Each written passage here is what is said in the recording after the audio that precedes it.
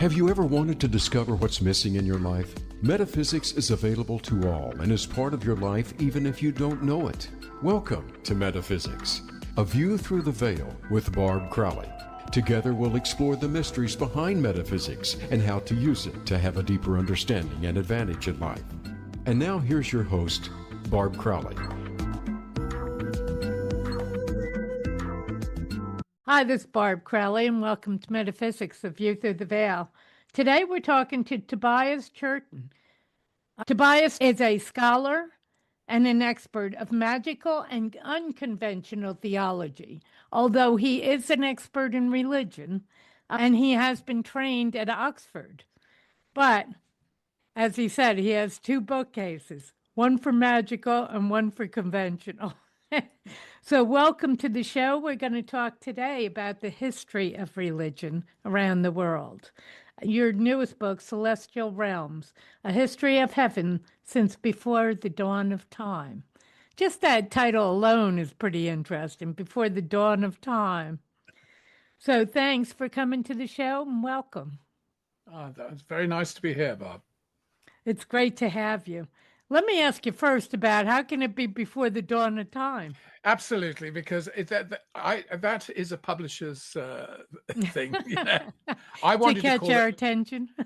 well, perhaps, but my title was Heaven the History. Mm-hmm. That Nice is kind of boring. You see, and they said there are too many books in America with the word heaven in it. So they wanted to call it Celestial Realm. So since Before the Dawn of Time, it sounds like Star Trek to me, but if they think that's going to sell books, get people to pick it up, that's then. And speaking from England, you're never quite sure what kind of words have more resonance in the United States than would have resonance in England.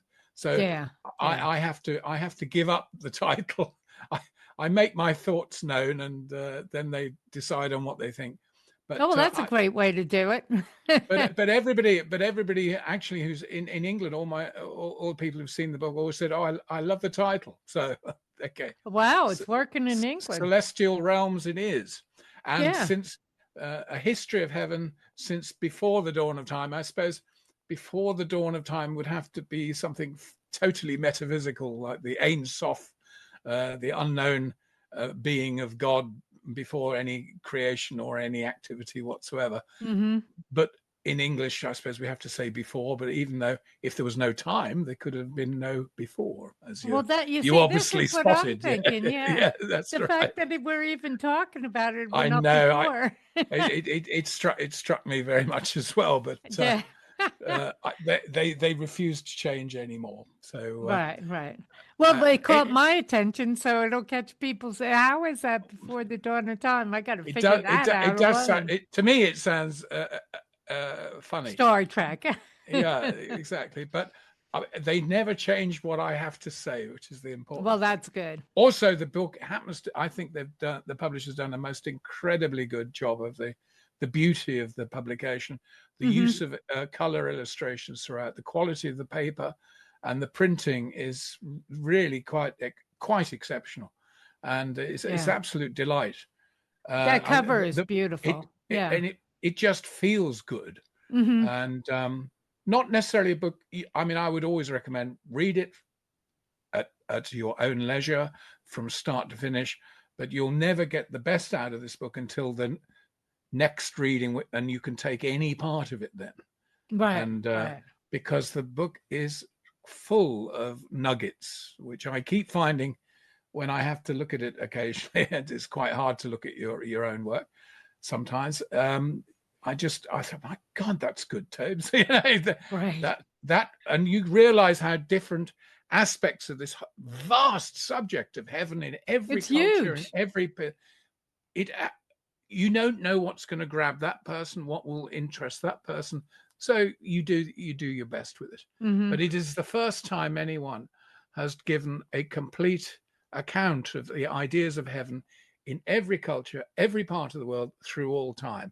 And if somebody had said to me years ago, I want you to write about every idea of heaven in all cultures and all time. I say, can't be done, my dear. They're too big.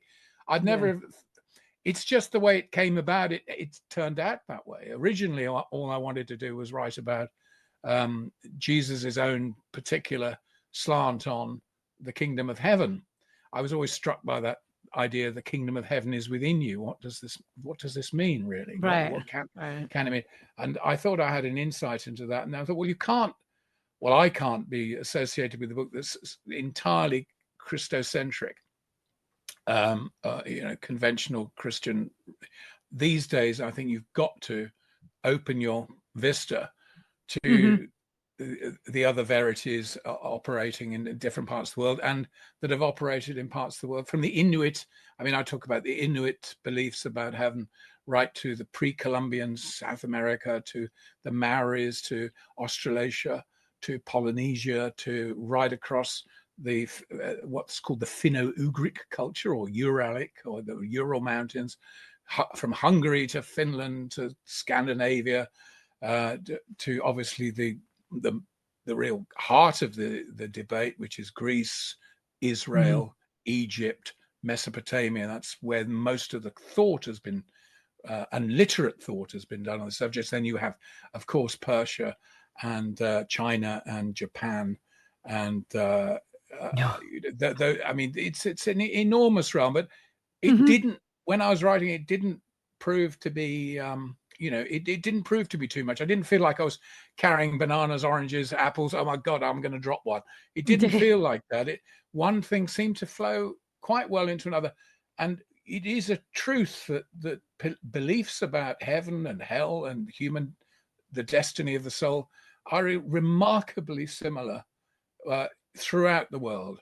Why is that? And throughout history. Well, I think you could suggest that there was a time when the human race was in more or less the same place at the same time, and later became divided, and perhaps these ancient insights were simply spread around and then changed because of the climate changed, or what was around people.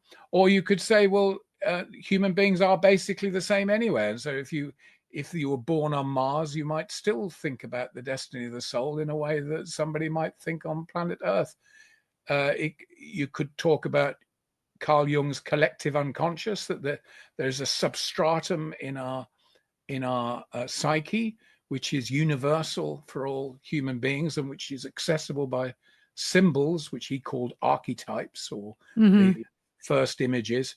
And everyone has this idea of wisdom as somehow something old with a beard. That's an archetype, and people then project that onto the idea of God. So God is pictured as a being with a beard, and, aged because wise, aged because also, somehow close to this border between life and death. You've got all those, but we don't really know.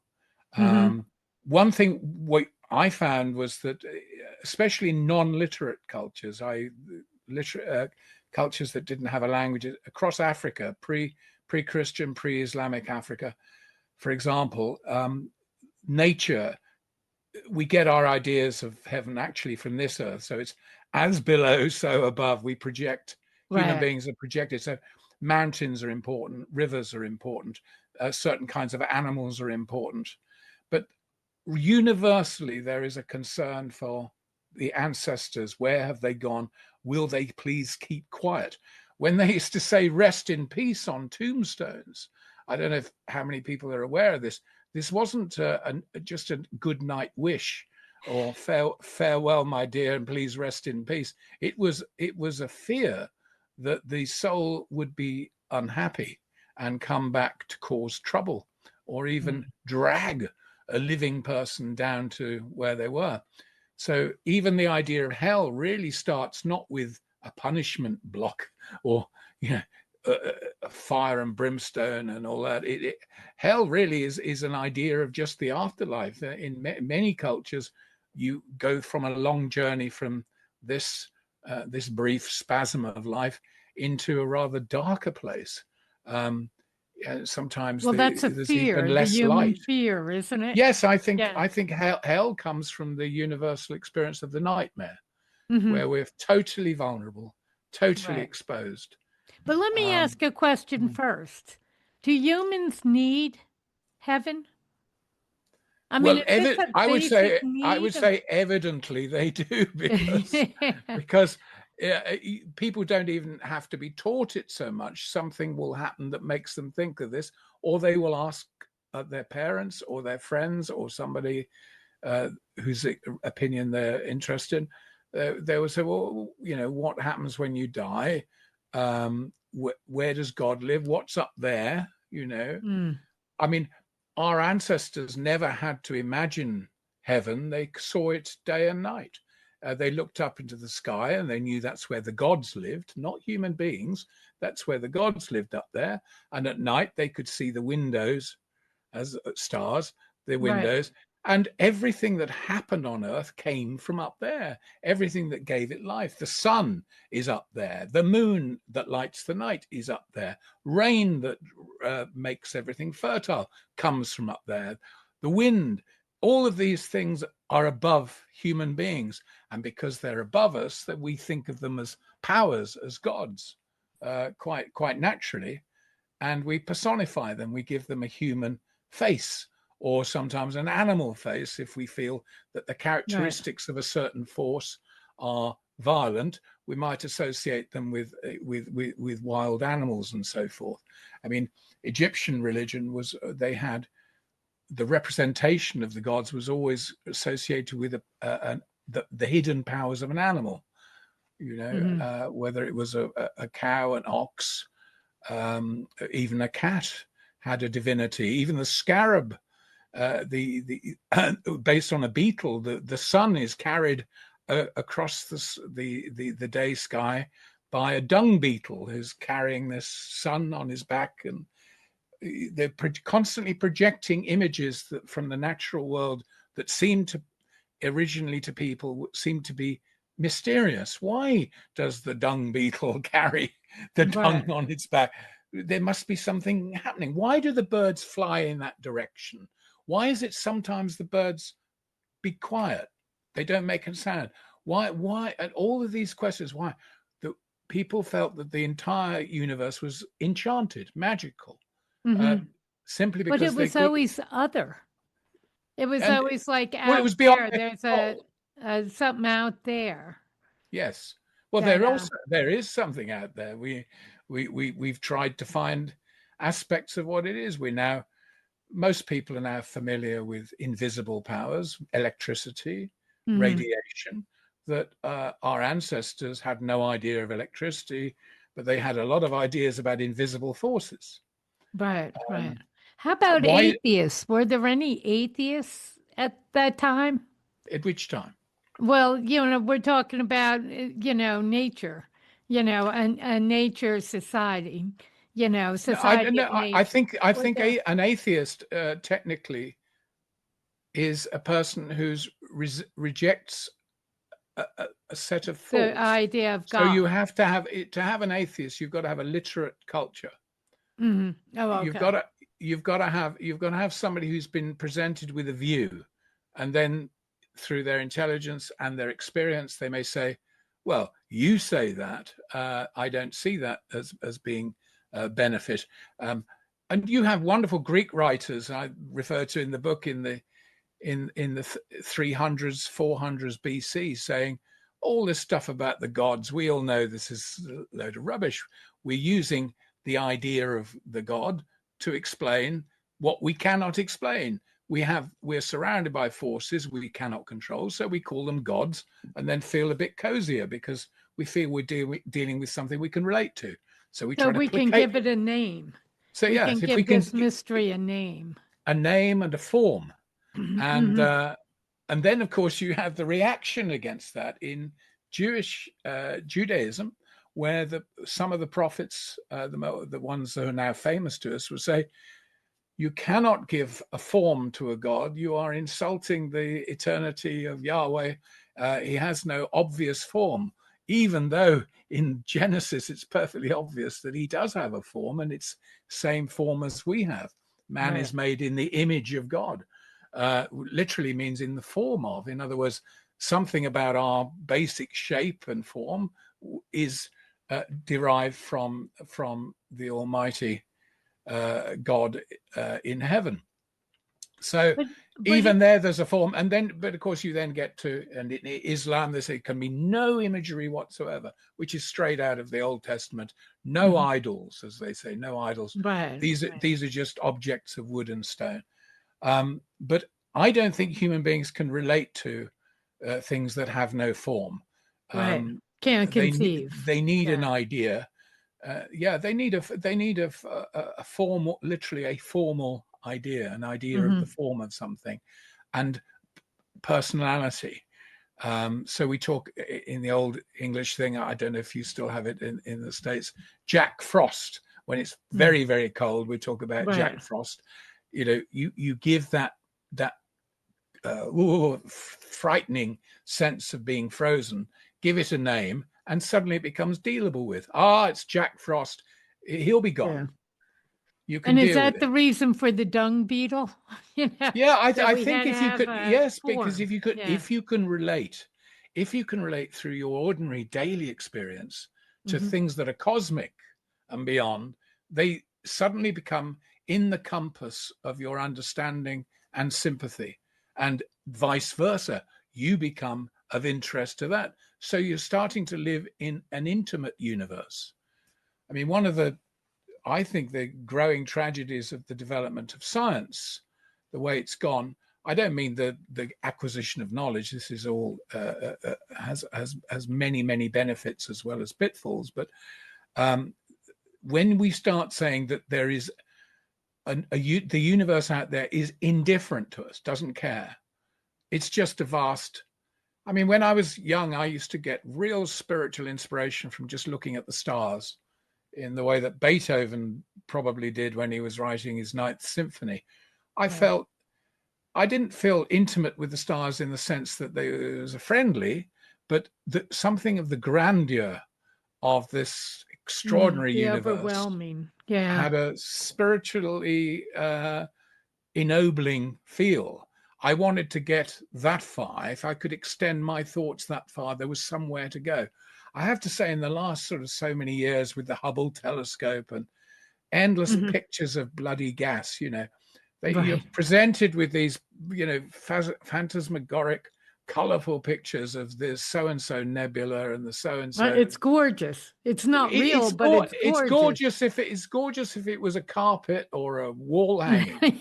But the notion, to me, the notion of the universe is a vast play of methane, which stinks, gas, dust. Well, a physicist said to me, that we just give them colors so you can see them. In other words, those colors are not out there.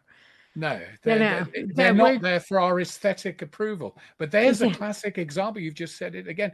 By giving them a form which we can appreciate, you're supposed to make this horrendous billion-mile wide collapsing star or black hole or pulsar or whatever that we call these things. You give them, by making them at least superficially attractive, we're allowed to appreciate them. If you look at them purely in numerical terms, the numbers involved are destroying. I was always surprised, though, that when I was at college, the biologists who study the human body tended to be atheists, whereas the chemists and the astronomers tended to be believers, which is interesting. I wonder whether that's and the human true. Body, to me, would bring you into believing in a greater or something. Oh no, because it's what is it? William Blake, the poet, said, the infant smile is lovely, but its anatomy ghast and deadly. If you actually look, there's so much they don't know, and the human body, you're right. It's so amazing. I'm trying to think of the right word, but it is so amazing at how it works. Absolutely right.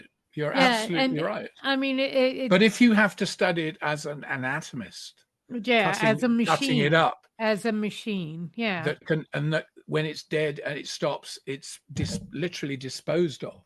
Mm-hmm. I mean, Right. I do worry. I don't know if you've got this in America at the moment. There in the last 10 years, the more and more advertisements on TV about disposing of bodies.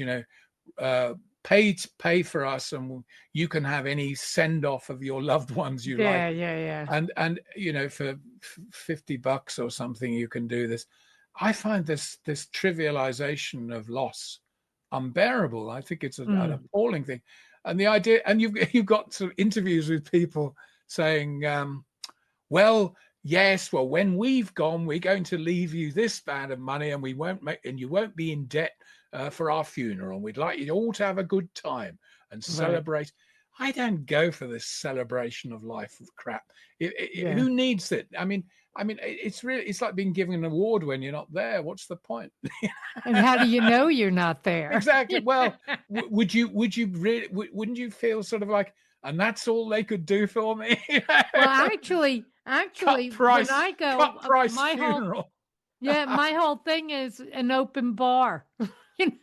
So everybody comes. I want to have an open bar. Sure, but you could have that next week anyway, and you'd still. Oh, yeah, I'll do it. People would still say nice things about you. Yeah, I'll do it in life, but what I'm saying is it has no in death, I want it has no real spiritual value.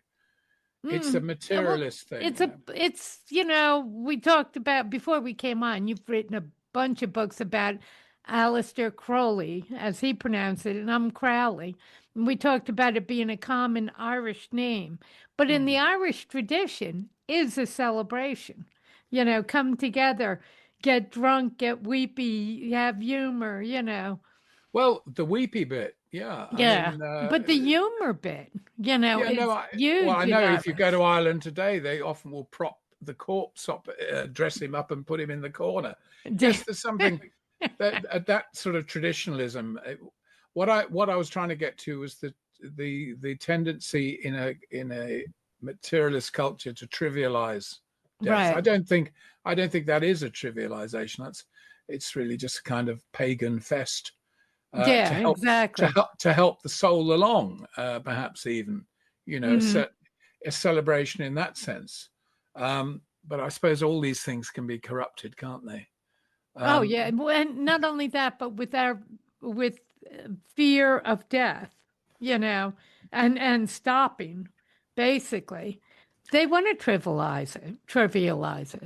They want to say, "Well, it's perfectly right to be fearful of death, because that will start you asking some certain questions. If you don't face that fear, if you don't deal with loss directly, and I'm not just talking about those closest to the person, but people around, if they don't really think about it, I think that they're going to be spiritually how can I say, compromised on the other side.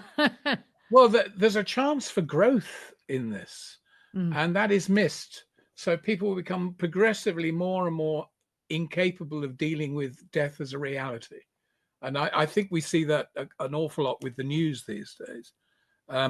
Other people suffer, people say, well, they deserve it or something like this, And I think if you've suffered yourself, you have empathy with other people who are suffering, whoever they may be, even if you don't like them, Right. It's I was saying before we got on, I believe life is luck. And it is luck. Where you were born, the culture you were born into, these are all luck to me, And whether you're getting bombed or not, most people have nothing to do with the reason they're being bombed. That's exactly they're just trying to live their little lives. Just trying to live their lives just like the rest of us. Yeah, exactly, just like us. But anyway, back to when I asked earlier about an atheist, could there have been someone in an early culture that didn't believe in gods? Because well, of course, I think if you might have, if you'd been told a story,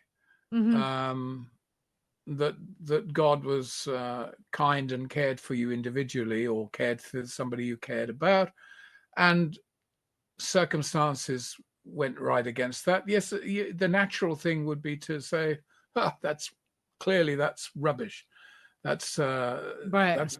that's however, against that, I would say that in many ancient cultures, there wasn't a lot to reject. In other words, they weren't told comforting things about the gods anyway. There weren't, the gods were basically remote. Our job was to feed them, serve them, and for which the reward was very, very little, very little. Just, yes, let you live.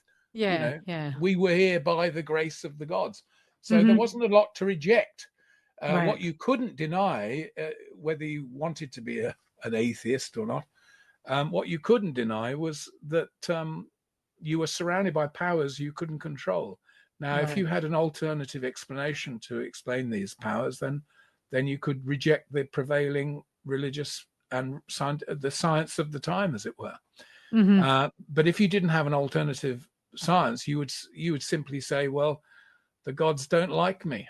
I must have done something wrong, or they must be having an argument. As I say, I think what we now think of atheism, it requires people to have rejected a set of beliefs they've inherited from other people. If you live more exposed to nature, you don't. If you get used to it, you expect nature to be harsh. You know that the bear can kill you. You know that the rattlesnake is deadly. Right. Nature will. You don't have an illusion to reject because you're facing reality, and that's just the way it is. You also know that sometimes you get better, sometimes you survive, sometimes you get a better harvest or a milder winter, and you know that it's not all bad. Storms come to an end, and so on. So there's a kind of balance. The one thing you do as know, you say, "O fortuna imperatrix mundi," o chance, empress of the world. No, most people are probably intrinsically fatalistic. It's there's nothing you can do about it, so don't worry about it. That sort of thing. Right. Well, but, basically, we can't. Can humans not handle the idea that things are out of control to them? So let's say no, of course we can't. No, of course we can't handle it. No, we collapse mentally. All right, so mentally we're wired to have a reason behind. We have to feel we have some control. Yeah, and if that control is simply saying a prayer, better that you have that. And we're wired for that. We're wired to need that. Right. That's what this is. Your thing about, do we need heaven? Yes, we're wired to need it. You may make a conscious choice to reject it, that notion. There's the John Lennon song, Imagine. Yeah. Imagine there's no heaven. I can't think of a more dismal recommendation to put to anybody. It seems, I know what he was getting at. I suppose he was trying to say that if we could find contentment in the reality of life, we wouldn't need what his socialist friends at the time were suggesting were just comforting fictions. But the fact is, I'd say today it's much more difficult to imagine there is a heaven.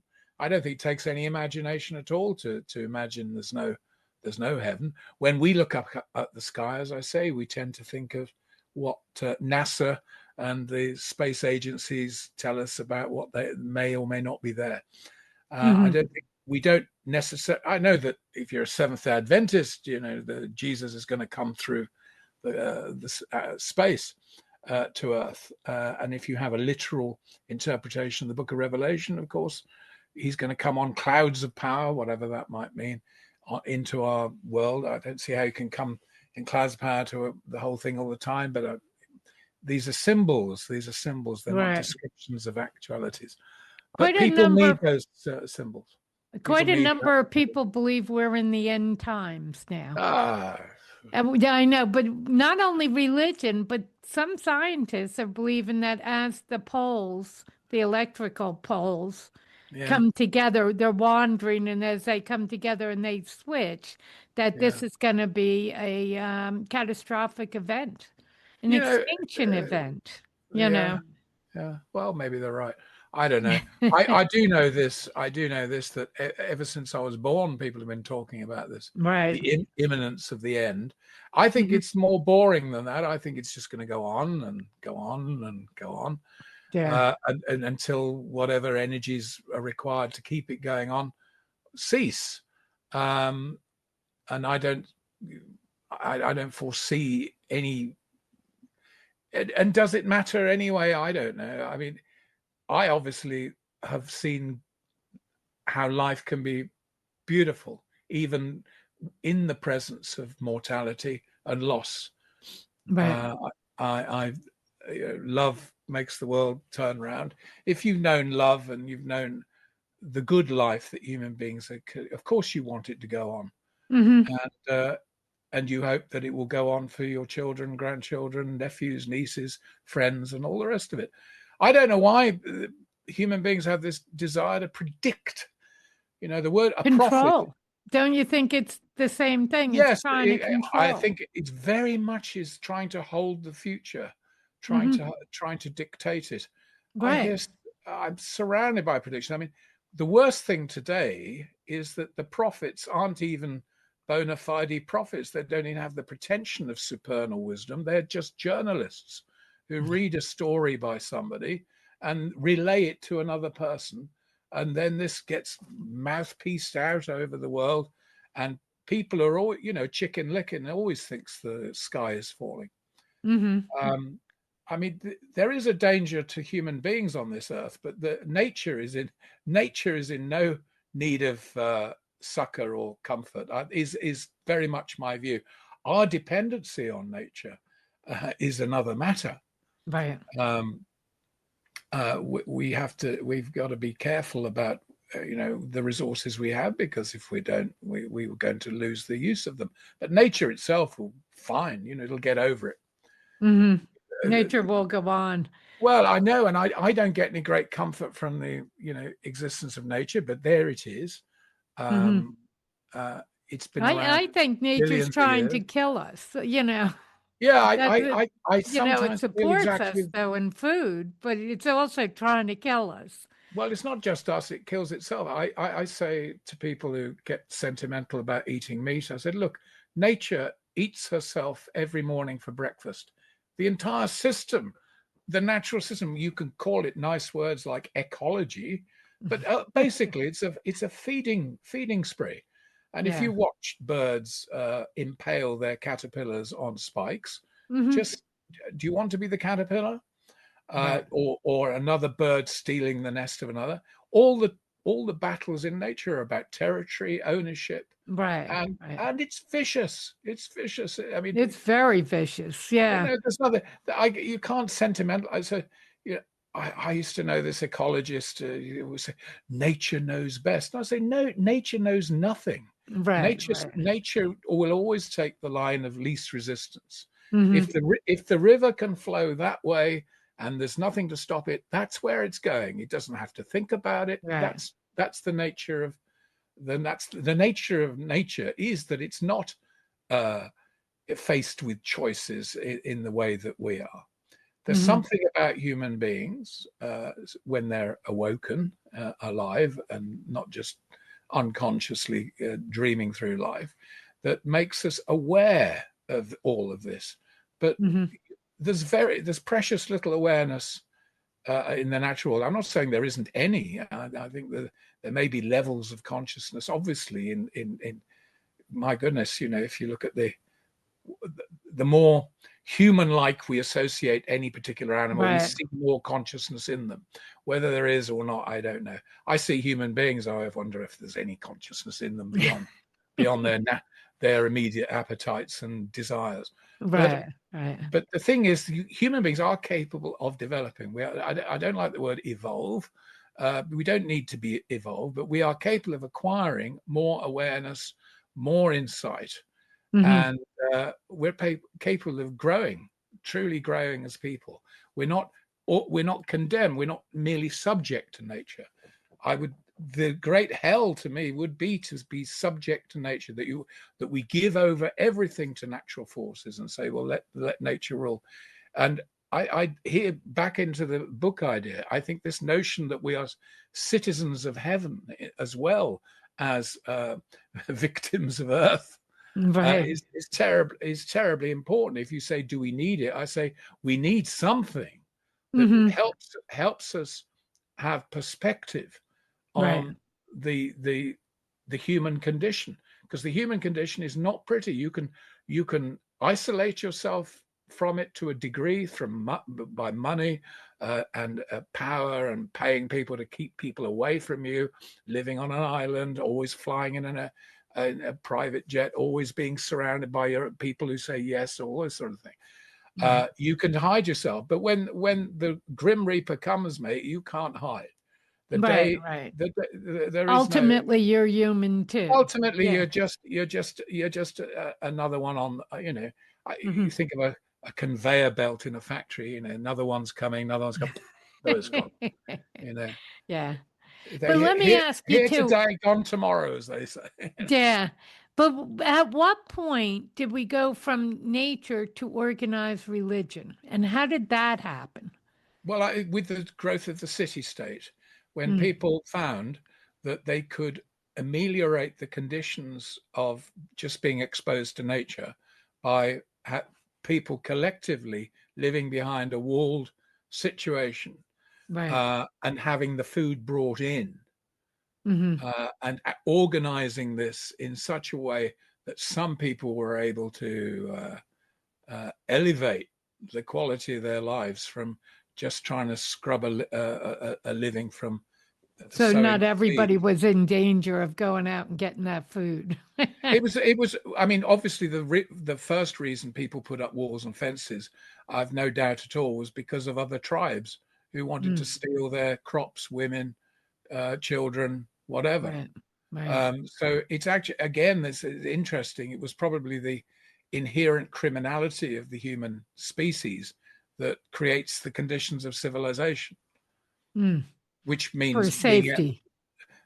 for safety. Exactly that. Yeah. Exactly. Yeah. And once you have that, you develop a kind of a city cult, an Hmm. identity. You get the idea of a collective identity, and then there's the instinct that this is carried on into another generation. So you start to get cooperative societies, organization, and with that, religion in that sense is just the body of beliefs that sustain that culture. Hmm. You mentioned the word atheism before. In the Romans, when Jesus was alive, their definition of an atheist simply meant somebody who didn't respect the official gods. You might respect any number of gods. You might be worship Isis or the god of the Jewish people. You might, but as far as Rome was concerned, an atheist was somebody who didn't respect the religio of the city of the empire. If you didn't participate in the social functions and the particular festivals of the leading gods, then you're an atheist, and it was Oh, punishable okay. by death, Huh. because it was regarded you are undermining the fundamental structure of the civis romanus of the Roman city, Hmm. of the Roman So you're society. a danger to society who Absolutely. believes this way. Exactly. But on Yeah. the other hand, the Romans were very liberal on this. You can believe what you like. Hmm. And As the long as reason, you believe. as long as you do, well, you don't even have to believe, because that's whether you believe or not is your business. But you have to perform the functions Hmm. Right. that go with being a citizen. And You was know, religion mostly that's a what way to religion live? is in terms of what you were asking about. Where did religion starts as the control of the body of beliefs of the city? Hmm. And was it a way to basically socialize people to be able to live in a city? Yes, because you could then expect you had standards of behavior that You had rules. you can then say this person is good for this, so we bring them in. These people are undermining it.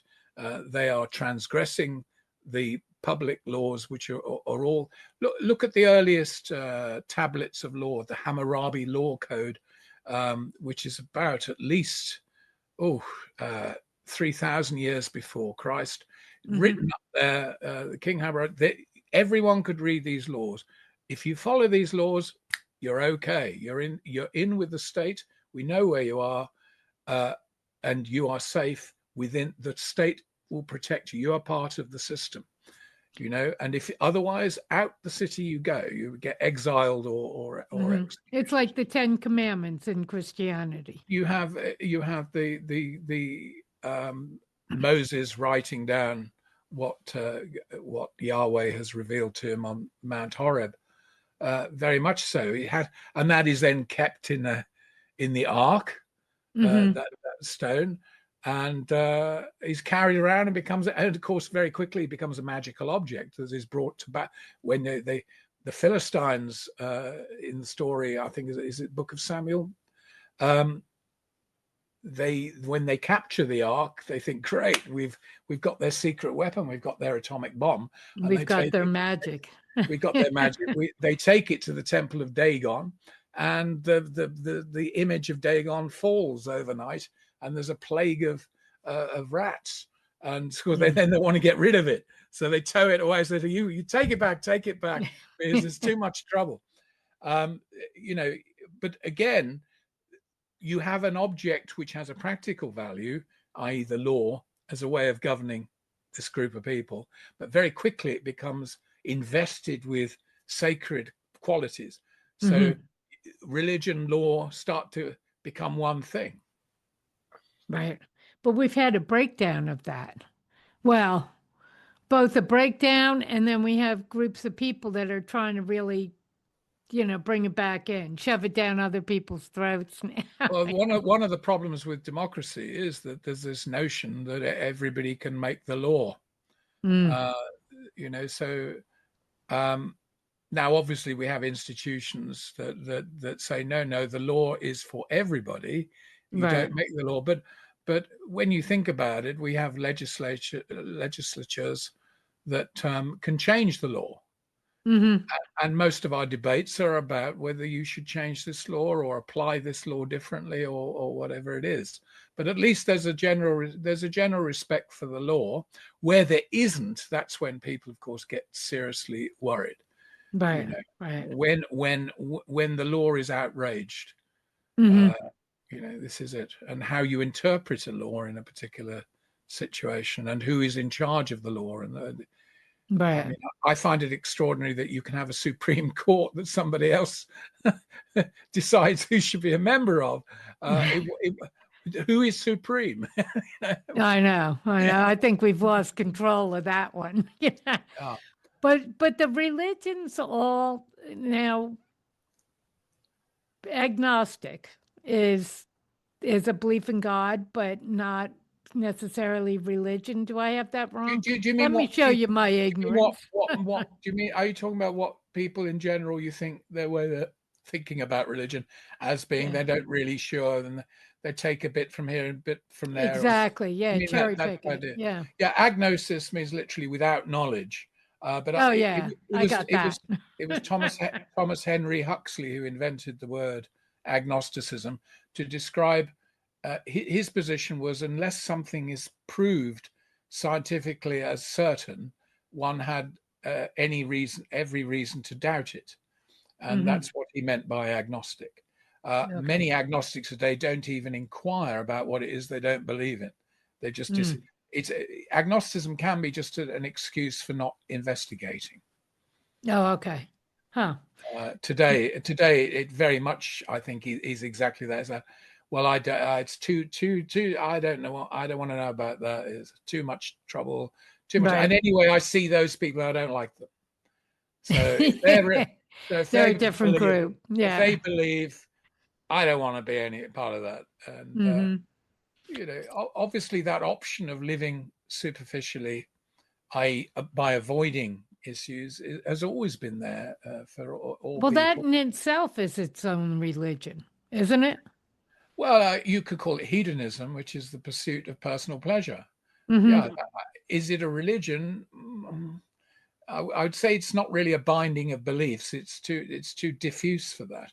Religion, technically, in the word meaning of the word religia, is to bind together a set of beliefs. Whereas I'd say hedonism is an indifference to that process.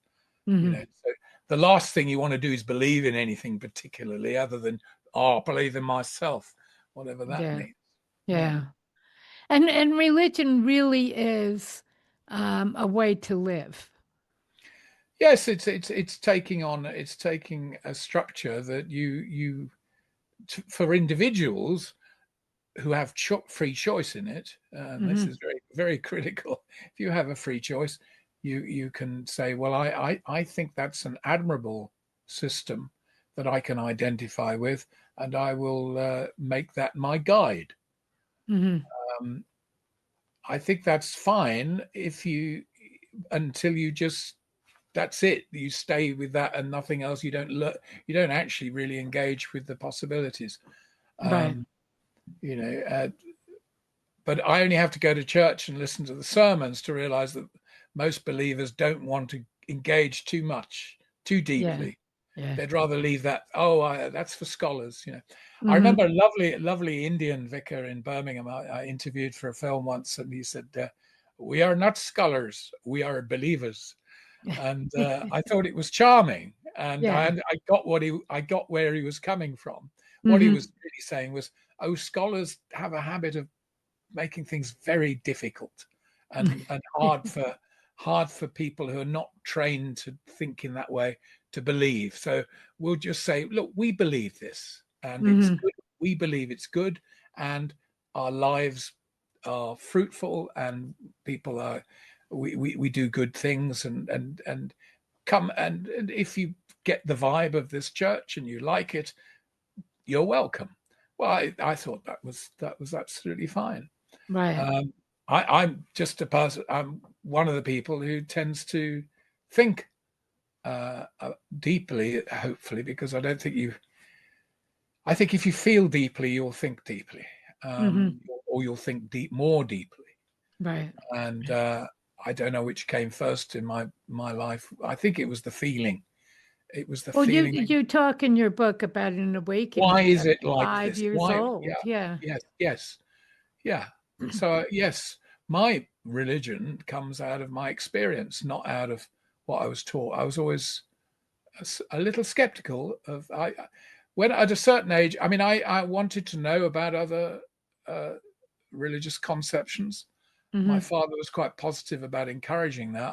I wasn't given a plate of religion and asked to eat it all. Right. There was a period when I was about 12. My dad went on a kind of religious trek of his own, and I got taken to this group and that group and all kinds of Christian sects and churches, and including the Mormons. I remember my dad nearly became one of the Latter-day Saints. Wow. And they came round to us and tried to ply me with root beer, which I rather like, but it wasn't enough to make me believe in the Angel Moroni, I have to say. Or the whole story of Joseph Smith, and all of that. I mean, people can believe what they like. I suppose in the end, you say, is it a harmful belief, or is it a positive one? And that's true. Everybody, though, thinks they're entitled to heaven. This is another. And this is in the history of heaven. In the book, you'll see that for most history and in most cultures, heaven is not a place for human beings. It is a place of gods, and very few people were ever allowed in the Jewish scriptures. Only, I think, Enoch was allowed in. The patriarch Enoch he apparently didn't die. It says, and he was not, for God took him because he was in tune with God, absolutely. So he just ceased to be on earth, and then there were things. The Virgin Mary is believed to have been brought up, to be assumed. Yes, the assumption. Yeah. Yes, well, I think that's an assumption as well. Yeah, all of it. Yeah. Yeah. Well, let me ask you though: yes, is all religion hierarchical and power? power Uh, down kind of thing. yes, I think basically it comes from the most elementary experience of man, which is we are beneath the stars, we are beneath the sky, and we Hmm. are subject to the powers beyond our control or comprehension. So Uh, it is just on the fact that there is something bigger and greater. yeah, There's a mystery here, but it seems to be bigger and greater than me, makes it yes, but hierarchical. what's interesting is when you in the Judeo-Christian period development and Greek culture particularly, and in also in Indian philosophy in from the fifth, sixth century BC, there is another idea comes in that the it's not just it's the human individual matters.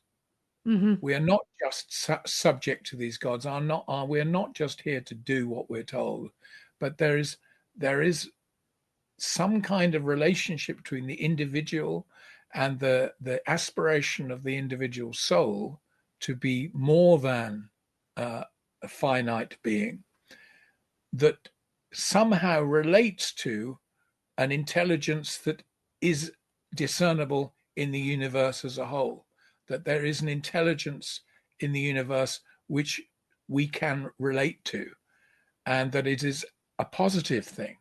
And they get all this speculation about of where man, the individual man and woman, is in relation to this whole, which is not a relationship simply of top-down hierarchy, but has this potential for man to become freer. Now And that we is are God, or made in the image and likeness of God.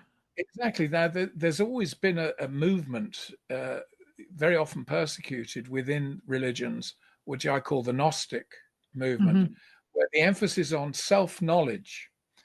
And there's a great skepticism against the great God. I mean, in Gnosticism, in the Gnostic so-called heretics, they even regarded the God of what we Christians call the Old Testament as a kind of fake God, a bad image, an idea gone wrong. And it took them into another dimension altogether where their heaven is beyond our conception of time and space altogether. And this cosmos will just be wound up and disposed of and become cinders. Hmm. Whereas this superior, all spiritual heaven will go on. And in order to enter that, you have to realize your spiritual nature Is this fully. because religion seems to have lost power beginning in the 60s? People Yeah, seem because, to have walked away from organized religion well, I think and a lot of it. actually found themselves, in a way, kind of lost Oh without yeah. community to a certain point. Well, if you leave home, what happens? Yeah.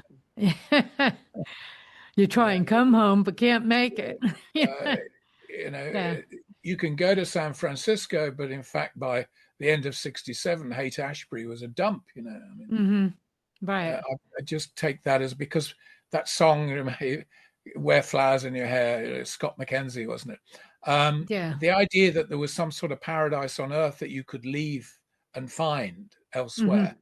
I mean, it's in many ways, it's the founding myth of the United States anyway, is that you could leave the persecution that you may have been suffering, usually religious, Right. in Europe. And here was this God-given, God-given territory out there and just waiting for you to realize your religious dream Hmm. uh, and your paradise. Well, what's happened with that?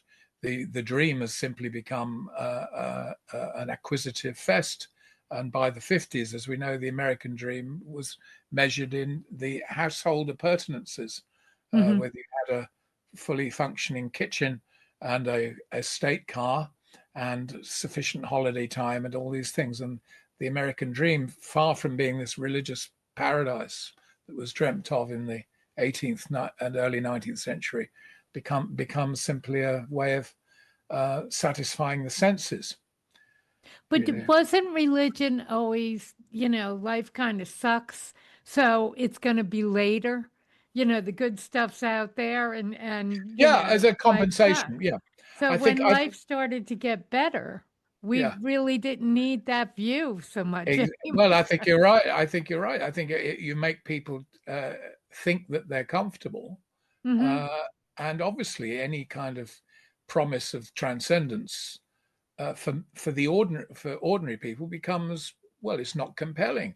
And if they Right. think that, you know, if they think that medical science is going to create permanent longevity, well, you don't even have to think about death too much. Hmm. Um, but all these fantasies, as we're now finding, are very short-lived.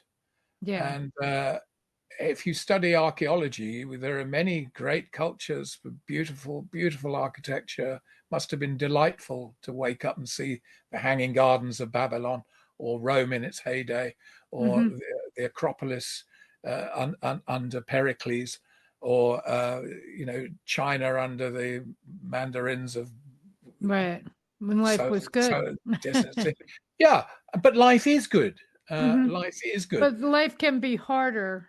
You I, go I don't back to think of the heaven as a 1800s. Yeah. compensation. No, I think most people, and of course in religion, people didn't regard heaven as a compensation for this life.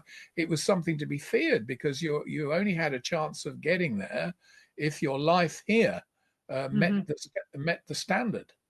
So it Or wasn't if so you much. bought compensation from the Catholic Church. Well, yes, You know? yeah, well, that was well known to be a complete scam. Yeah, if you're Yeah. talking about the At the indulgence. time, was it known at the Yeah, time? it was a tax. Yeah, well, yes. Well, Martin Luther wrote specifically against it. Even Mhm. people who tacitly supported it knew it was, Nonsense. Yeah. this is a nonsensical tax. Hmm. To pay for St. Peter's in Rome, so you could buy you couldn't buy you couldn't buy heaven. By the way, it was less time spent in purgatory. Right. So Right. in the Catholic Almost doctrine, some chips that you could trade. yeah, it Yeah. wasn't going to be quite as painful, because you had at least given something to a greater cause. So that Hmm. was the theological justification for the indulgences that Tetzel was selling in Germany at the time. I mean, Luther probably made more of the issue than the issue really was, because people were already being taxed. It was called, in Right. England, it was called Peter's pence. Everybody had to pay a penny towards the church. And Yeah. most people didn't have any money in England in those days. They didn't hardly ever saw coinage at all. And Hmm. the people who worked on the land had very Right. little money. But And why did religion fall apart in the 60s and 70s? Because basically we were having a much better life. I know, because I think part of it was that religion had become, this is perhaps a good thing for many people. It's talking really about the United States here. I don't know if this would obtain in Botswana or Well, Persia. you know what? Poor countries Yeah. love the Pope. In the United States, we kind of cherry pick it. It seems like poor and hard are the most religious. And I that when think, you get wealthy, it dissipates, it goes away. but it's also education. I think where people have a scientific education and access to scientific knowledge, they're much less obviously are going to look at ancient religious literature with a different eye. It's Mm, going to appear to the intellectual mind, obviously, the dependence on miracles, right, for example, which used to be the great persuasive factor. If you said right. that the holy men did these miracles, they fed thousands of people. In the case of Jesus, with one loaf, four loaves of bread, 7 loaves of bread, 7 fish. Hmm. Everyone said the miracles prove that he was from God. So that is wonderful. If you go to a tomb of a saint and you touch the bone, the relic, Right. and you're healed of scrofula, or some disease, well, Hmm. that proves, that's all you need to know. I think obviously man had by then made amazing miracles in science. I mean, the scientific revolution of the 20th century is quite absolutely extraordinary. Right. Mostly promoted, tragically, through war, Yeah. by trying to get more knowledge than the enemy had. That's what Hmm. accelerated it. I also think the dropping of the bomb on Nagasaki and Hiroshima made people despair that there was a caring God anyway. That Right. the fundamental idea that there was a transcendental reality that had our interest.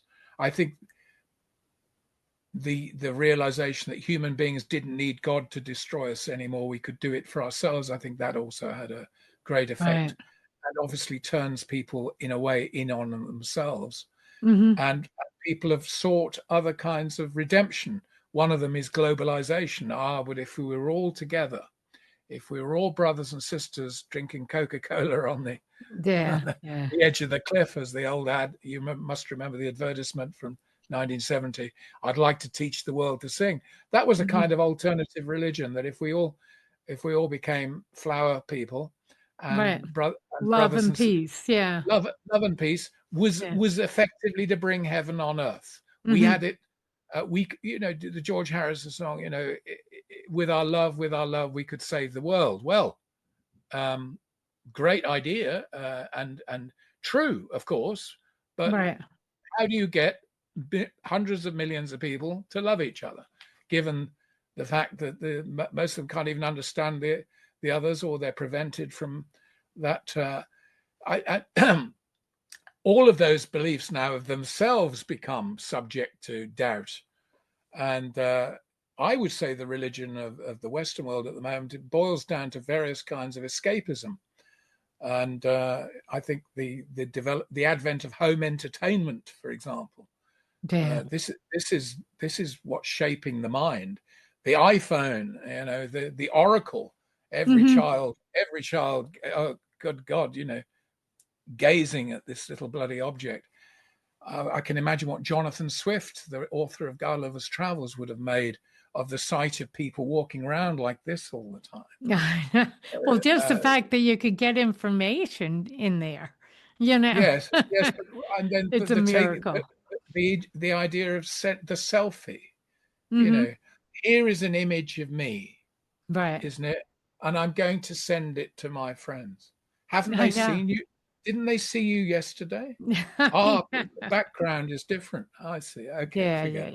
Yeah. But it's no joke. This is self-worship. This Mm-hmm. is what it is. This is Now, there seems to be a push back toward religion.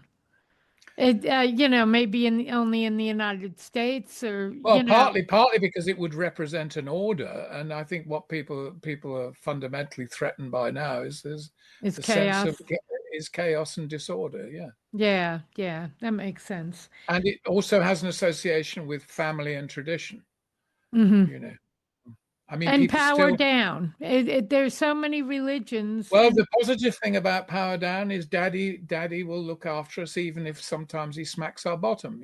right. We're protected. We're somehow We can protected relate. by We can something up relate. the line. Yeah. People feel they can relate to power. Hmm.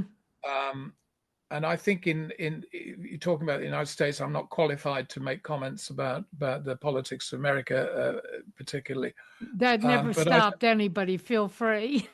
well, I think obviously the politician who's going to have the broadest popularity is the one who expresses the message in ways people can easily identify, Hmm. um, rather than the idea of remote power.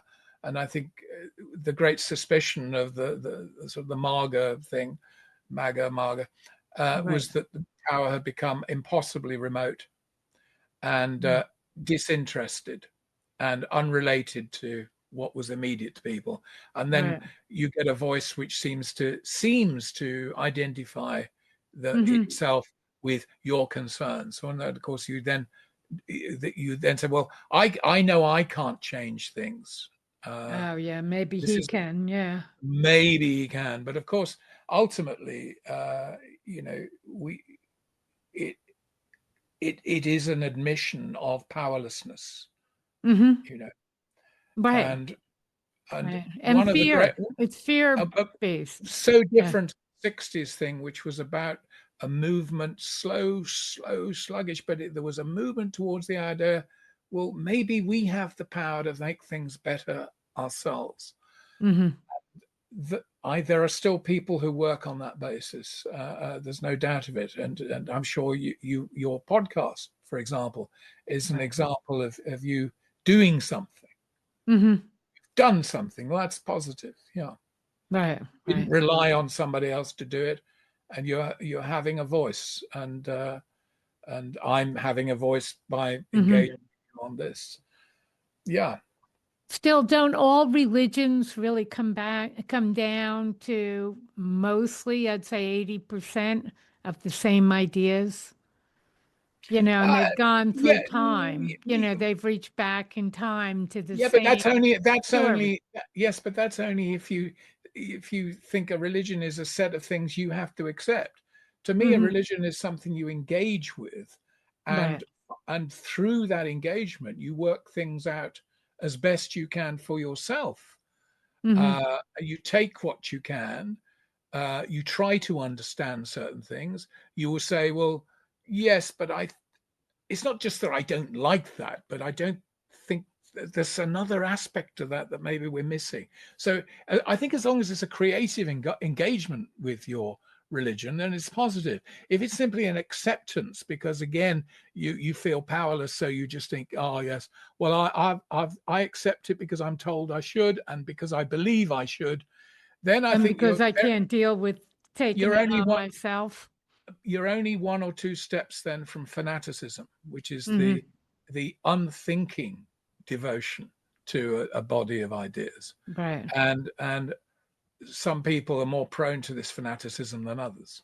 But it's a very real danger in the world, because when you ally the ego to this notion of the superpower of the divine, you really create a problem. Right. Which some fine psychologists have analyzed. Yeah. It's a no, religion is dynamite. It can be very powerful and it can be extremely dangerous, i.e., unacceptable. Right. And it's culture. Religion is culture too. Right. So it's the battles between cultures. Sometimes we call them religion. A lot of people are say, well, nowadays people just want to believe what they want to believe, and I think, well, is that all bad? Right. And isn't that always, know? I do think, obviously, when you're dealing with great issues, while we have natural inherited ability to think about our soul or some notion of what life's about, I think if you're going to get seriously involved with religious ideas, you do need an education, and it needs to be a broad education with a lot of tolerance in it. And I think you need it helps if you've learned how to think logically and with imagination, and you need a broad culture, because how can I say that the seed only works if on rich ground. If the ground isn't prepared, the seed, the potential spiritual growth won't happen. I do think that's important. I don't think you can just you get it through osmosis. Yeah. I've seen. Now is not the time to talk about. I've seen so many different religious experiences, for everything from born again to you wouldn't believe it. And I don't say, it's more important that many times one is left alone with one's beliefs and feelings, which can be very hard. It would be nice to join a group where everybody spoke in a way that you really immediately naturally gravitate towards. But I think there's a very high price for that. No one said being an individual was easy. And it's frightening when it's so much easier to believe what somebody's telling you, the whole thing, and then you don't have to participate so much. That's right. Anyway. Well, okay, so here's something else I want to ask. Time is okay, I got to ask this very quickly. Chariot is hurrying near. Okay, I have to ask this very quickly, though. what about the fact that our religions are really extraterrestrial? That there were people from other worlds that came here. That so Mary was not taken up to God. Mary was taken up to a spaceship. Yeah, That Jesus was an ET. yeah, You yeah. know. Yeah, okay. I've been familiar with this stuff since I was a boy. Well, It it's seems to be, kind of a different take on religion, basically.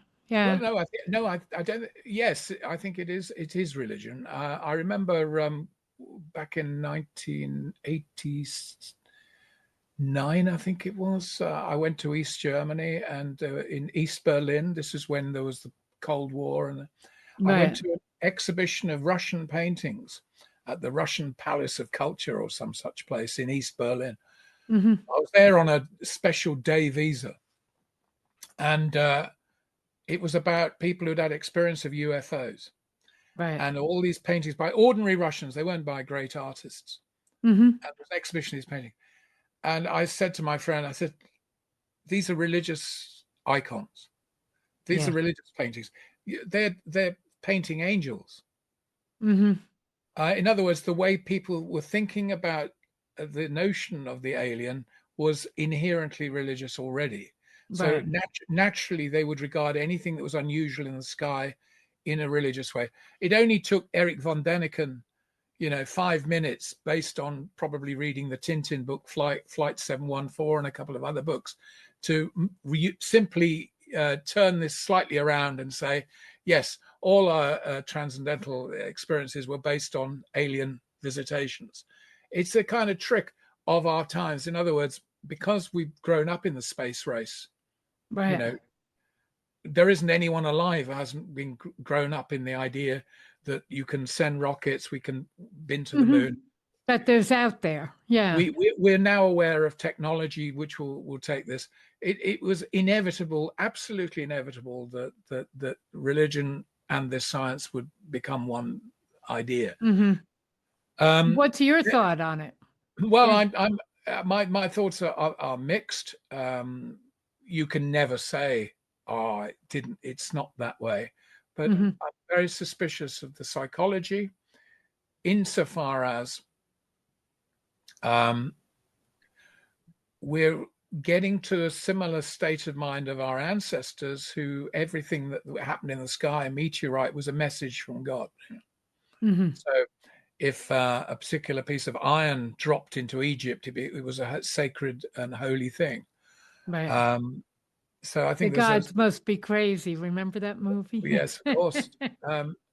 The Aboriginal, some Aboriginal tribes in Australia believe we came from the stars anyway, which Right. I wouldn't be averse to wondering, because I think there is a mystery Hmm. about the nature of human consciousness, or some human consciousnesses.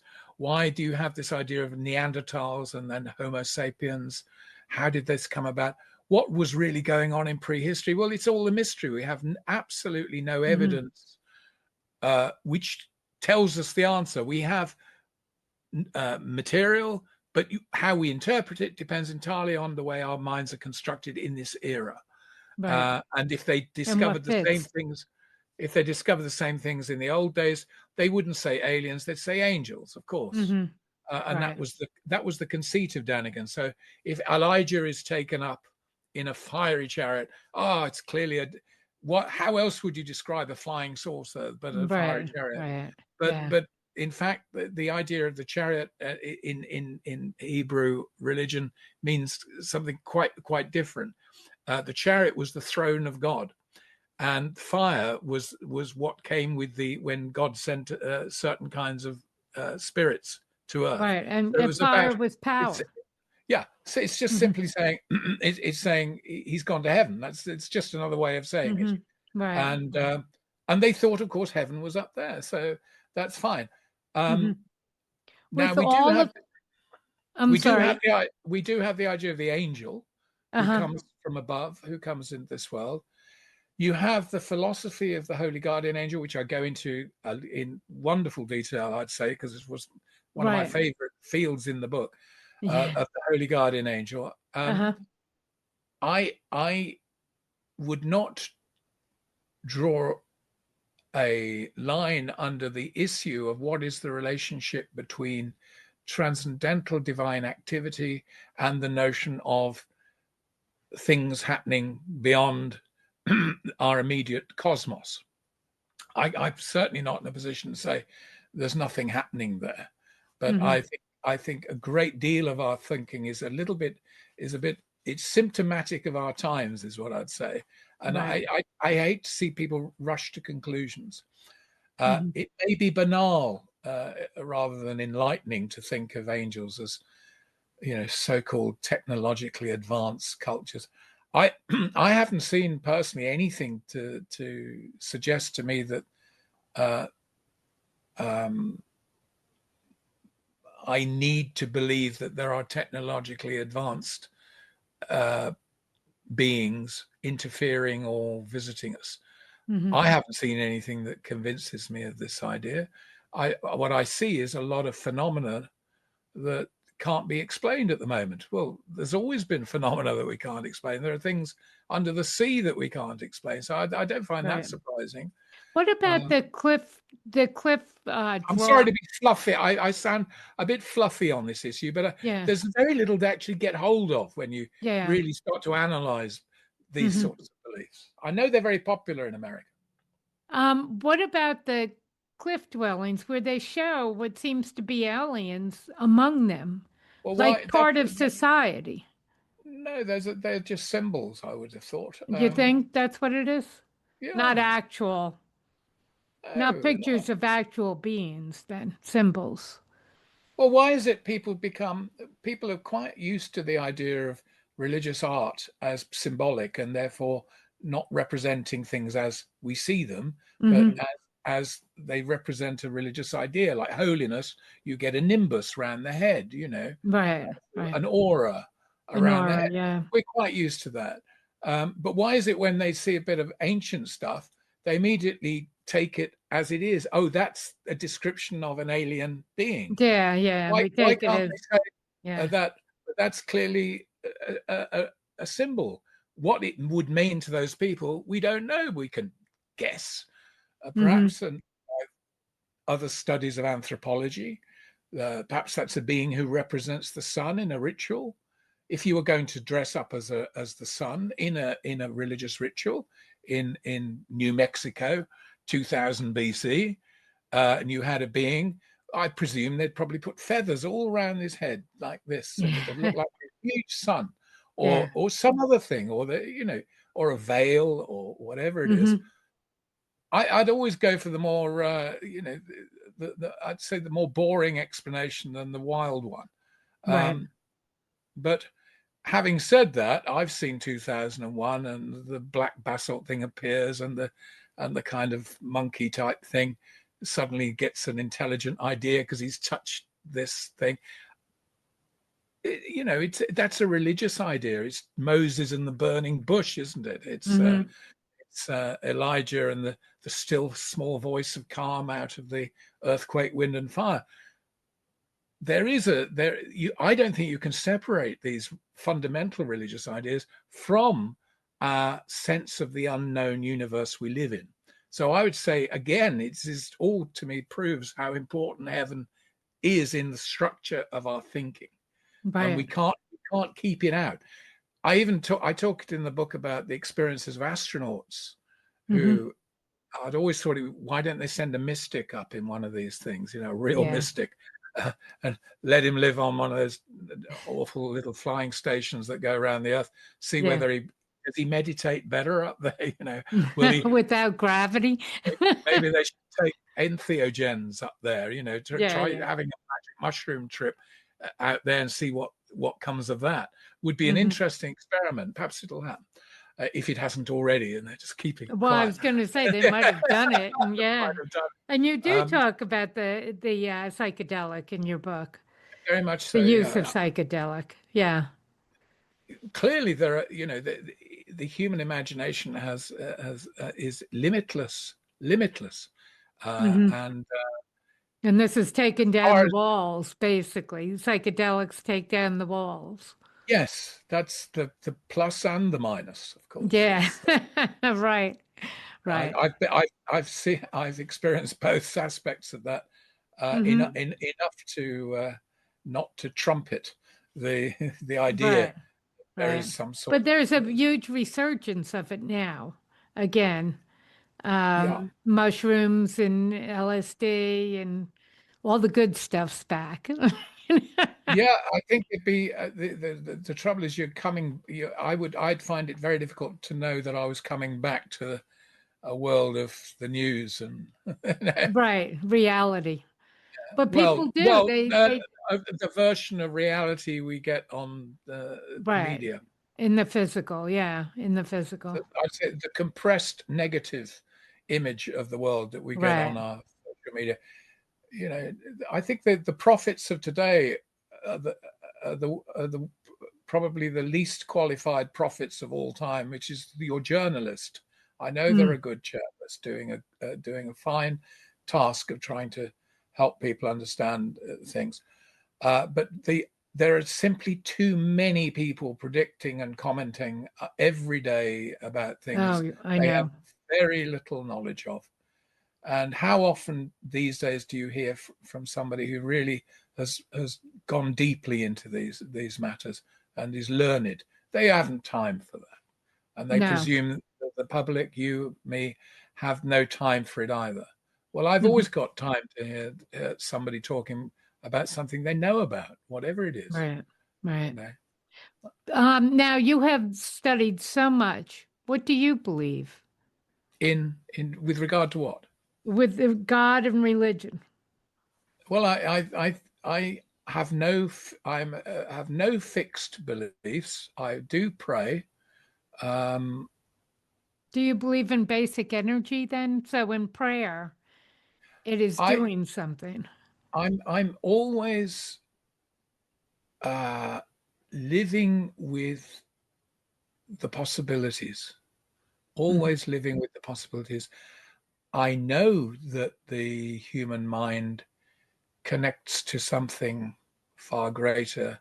The ordinary consciousness, I mean, connects to something far greater than itself.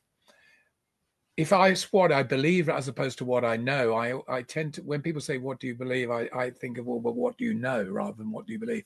Mhm. Because otherwise it's like, well, I believe this, meaning probably I want to believe this, or Right. I want this to I'm be. Yeah. I'm sympathetic to this belief. But my own belief is an ancient one, which is that the greater being of which we are exists in another higher dimension of being, and we are in our ordinary soul a projection of that. And if we don't listen to that uh, guidance that cometh from above, we are going to be stuck here, and we will lose the light that is within us. That's as far as I'll go as what I believe. In Is other that a words, morality? Is that a well, morality? I think morality comes with the cessation of uh, uh, selfish viewpoints, i.e., believing in things because you want to believe them. When you Mhm. get more consciousness, it's not a question of uh, getting more beliefs. It's a question of like climbing a mountain. You simply see more, and Mhm.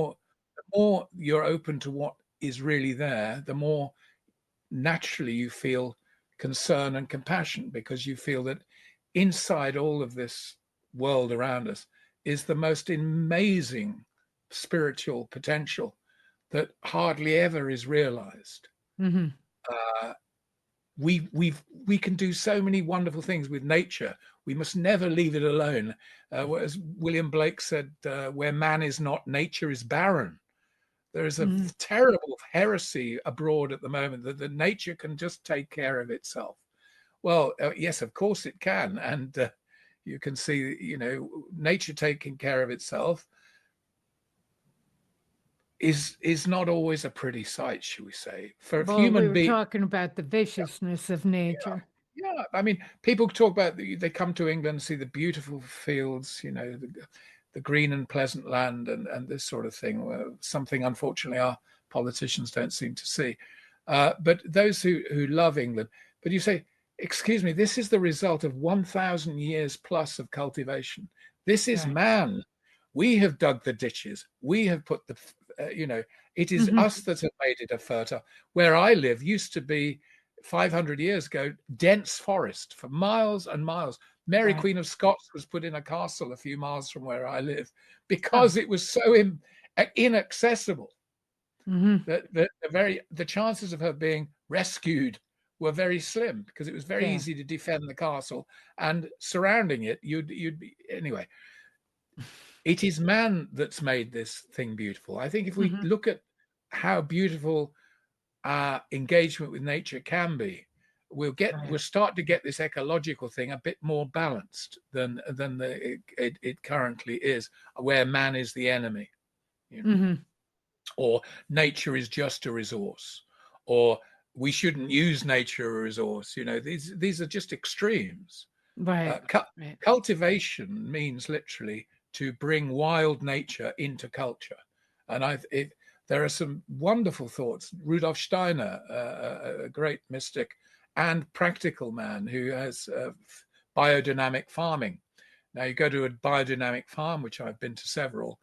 He has a spiritual concept which is applied to the raising of cattle, and the quality of the cattle and the food, by almost a kind of sympathetic magic. There's wonderful quality. These are real things you can taste, eat, see, and feel. That my beliefs are about encouraging a creative engagement, cooperation with spirituality and with the world as it is. And that's also true of people. People need cultivating. You can't just say you're born, therefore you're equal. No, there's no equality in nature, absolutely none. The only kind of equality you can have is if you have a machine that will cut precisely this many millimeters, that many inches, then you will have equality. In other words, you can only make human race equal by cutting them down to size. Well, that won't work. Some people need more of all sorts of things than others. One size does not fit all. As William Blake said, one law for the lion and the ox is repression. People have different needs. So you say what I believe is, I believe that we should realize our spiritual and practical potential in all things with a happy heart, and accept life, but accept also that we can make it so much better. On that note, I think we ought to bring this to a close, right? It's a good place. Yeah. So you have written 29 books, and this Yes. Celestial Realms being your last. You say this is going to be your last book. I already know it's not, because you've just got too much in there. But anyway, where can everybody get hold of you and get hold of your books? Oh, I have a website, tobiaschurton.com. That couldn't be simpler. And books are available at Barnes and Noble, Amazon, at your all good bookstores. Published by Inner Traditions, who are based in Vermont. A lovely place, and a great publishing house. They are good. I work with them quite a bit, and I like them a lot. Yeah, they're unique. I mean, they are the best of, if you like, the 60s. Yeah. Doing a great job worldwide, and I think very much to be cherished and encouraged. So on your website, do you interact with people at all, or do you give classes or lectures, or? No, but I don't. I'm not a bloggist, because I've had too much experience of people who decide that when they're feeling a bit miserable, they'll go and attack somebody. Right, verbally. exactly, yeah. Let me create a rabbit hole I can go down and beat you up. People who would never get a publisher because they would bore people to death. They use the blog as a way of getting cheap publicity, the notion that their opinion matters so much. People's opinions do matter, but not at the expense, and all that. There's a great deal of very small-minded and nasty people out there. I haven't the time to get involved with that. But if people write to the publisher, they send the letters on, and I will deal with that if I can.